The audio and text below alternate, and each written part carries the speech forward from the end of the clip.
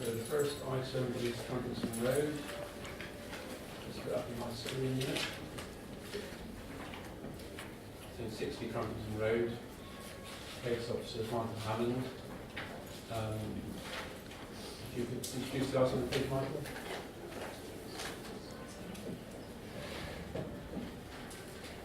Thank you, Chair. Sorry. So I forgot to do the speaker, sorry.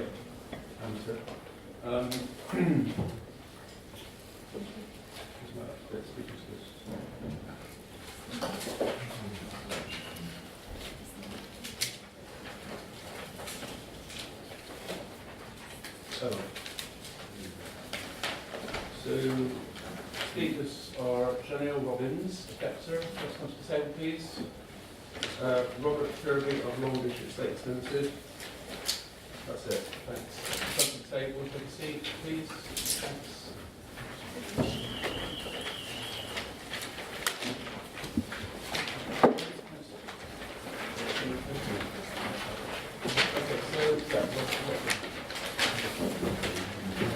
Thank you, Chair.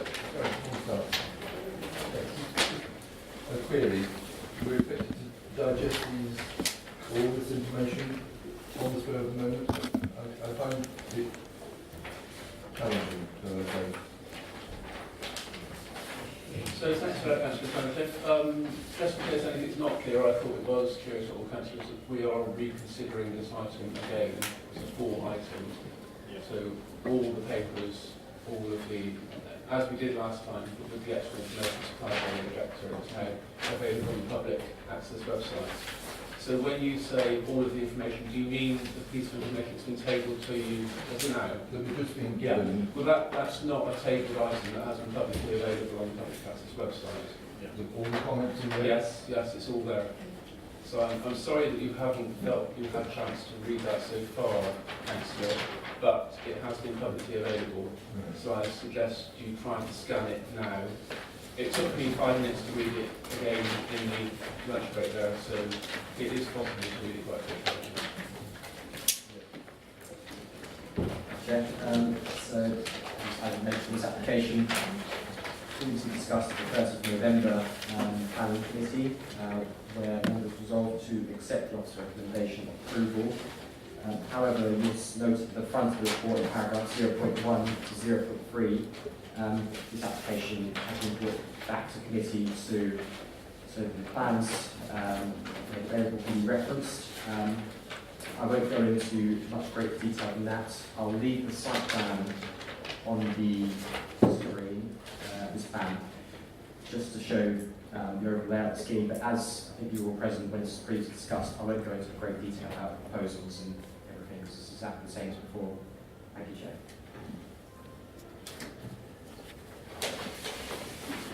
Okay, thanks for that. So now we'll go to the agent. Okay, sorry. So the objector first. That's speak for 3 minutes, then please, Janelle.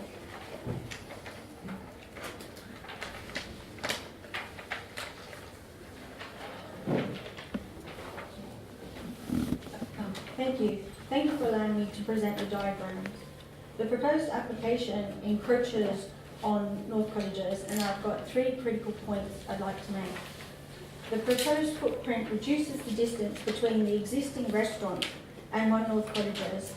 Currently, it's 5.7 metres, and it's going to reduce it down to 3.4, a reduction of 7.5 feet, and it will create a 20-metre long narrow corridor. The section of the proposed path is on land outside the title of One Trumpington Road. It's the subjective decision of the planning officer that there is no impact on One North Cottage, but that's easily rebutted, amongst other evidence, by his own admission that the windows of One North Cottage failed the 25-degree test, and not all of the windows of the current extension underway have been assessed. If the plan's not amended, then this evidence will return to the local government ombudsman for further investigation. Point 2 is in relation to the issue of a proposed development endangering the lives of those in existing dwellings which are not part of a proposed development. The only forum to ensure the safety of existing residents is a planning committee. After inspection of North Cottages, the fire service wrote to Mr. Hammond. That email has not been put up on the public website. And I quote from that email, which I have a copy if you want to review. The fire service say there should be suitable vehicle access for a pump appliance to all existing dwellings on North Cottages, and the existing access lane should not be made worse by the proposed development at 60 Trumpington Road.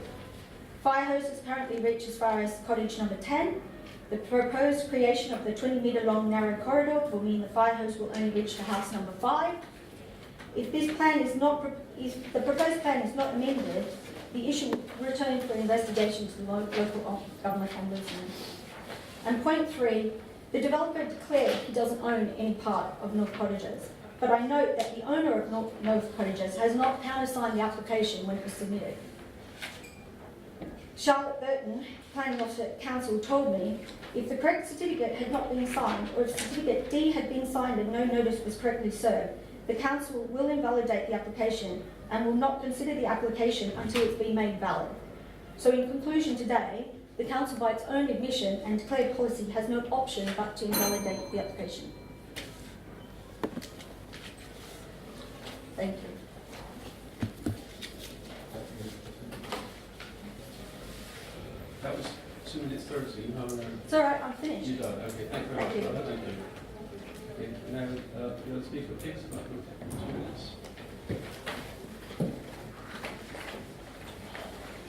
Good afternoon, Chairman and Councillors. I would firstly like to say that the applicant remains bemused as to why the application, despite the comments there, has returned to committee, as we've yet to receive a satisfactory explanation from the Council for the grounds behind this decision. Putting that aside, we reviewed the plans submitted by Ms Robinson of the following comments. Ms Robinson, she's been prolific in her representations on the plans since the application was submitted over 6 months ago. Of the 159 documents on the portal, 31 of them have been submitted by her.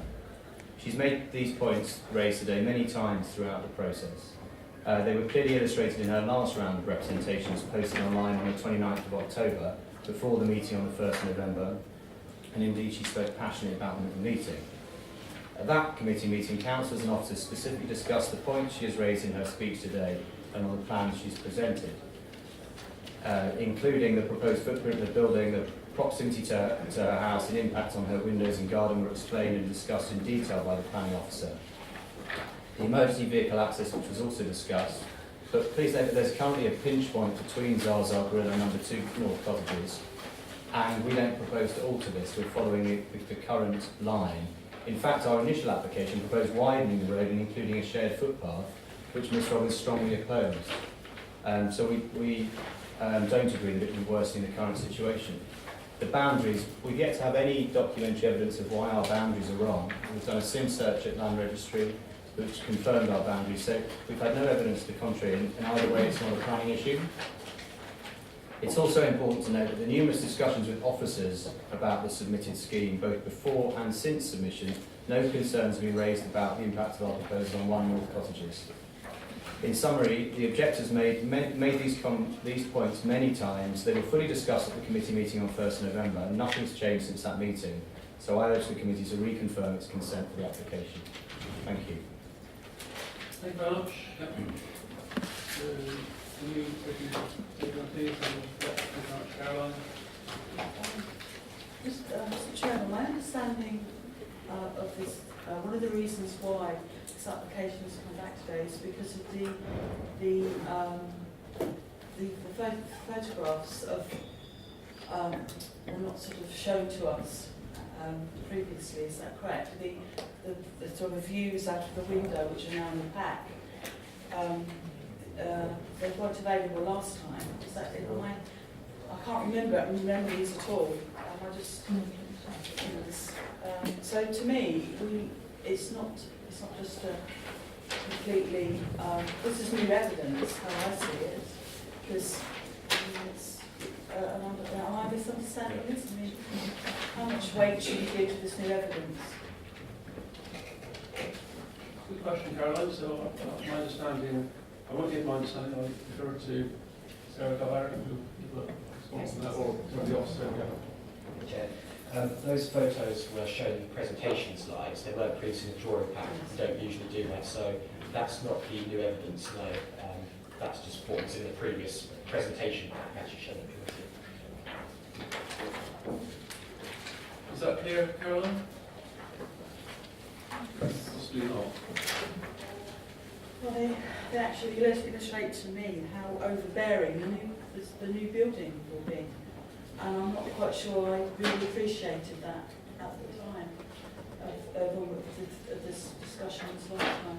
But now, with seeing the new full Technicolor,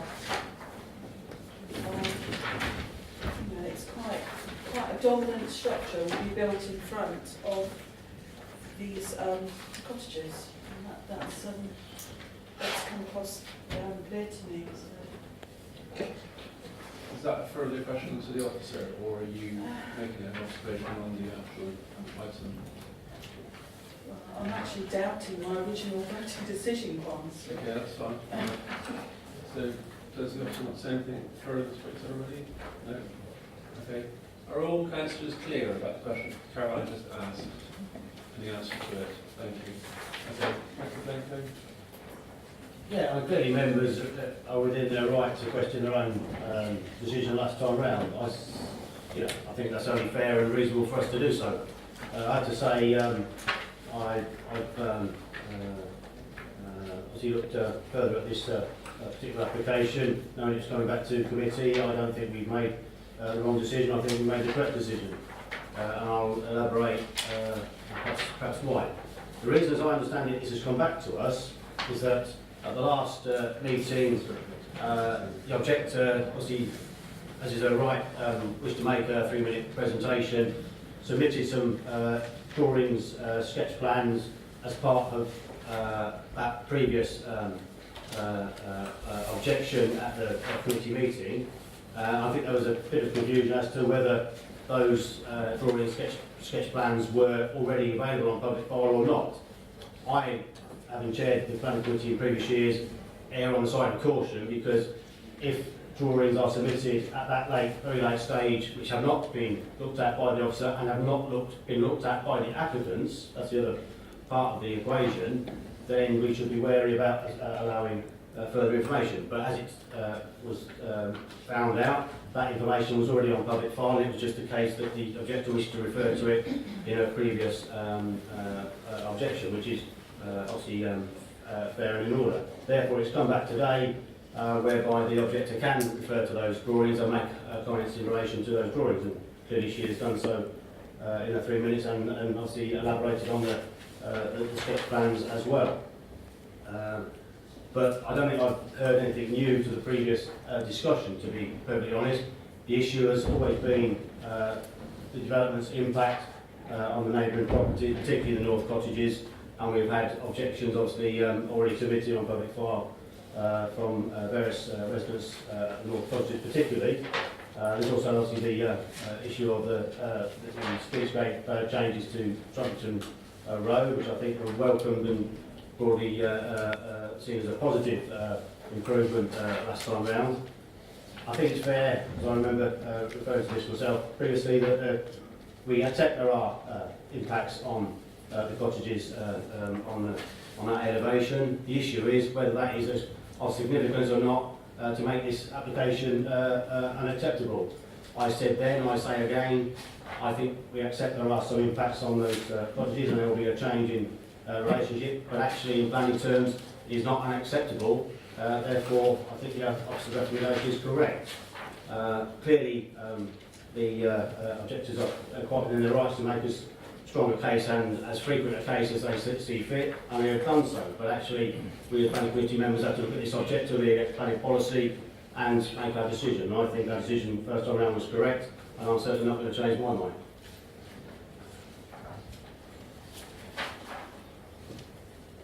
Thanks for that, Councillor Blanco. So, just to be clear, councillors, we are reconsidering this item, the whole item, not just the new part of information we've been receiving today. So, if you feel there are any questions you need to ask, even if you've already asked them at the previous planning item, and you considered the first time around, you must feel free to ask now. What I'll ask, then in the interim, what you think about that, is Just if the officer could just go through the annotated drawings that the objector has presented as available on the Planning Access website. Just if you need to make any comments about those annotations there in terms of their correctness. In terms of the correctness, for example, of dimensions, they appear to be correct when I've scaled off my own drawings compared to the dimensions listed on here. So, I mean, it is quite generally factual in terms of the comments that have been put on here. So, all I can say is I think the dimensions that have been put on here are correct. Other than that, I don't think I have much to add. Thanks for that. And just one final thing, there's a redacted item on the last page, I presume that's personal information. I'm sure it is, yes. So, if there are no other comments, I'd just like to say, obviously we've considered this in a full way, as was correct because of the problem first time round, so I hope that the objector and the applicant are happy with that. Obviously the applicant may be less happy, but we're doing our best to be full and fair to all people concerned, especially residents. So if there's no other comments, we'll go to the vote. So the officer's recommendation is for approval. And all those in favour of that, please.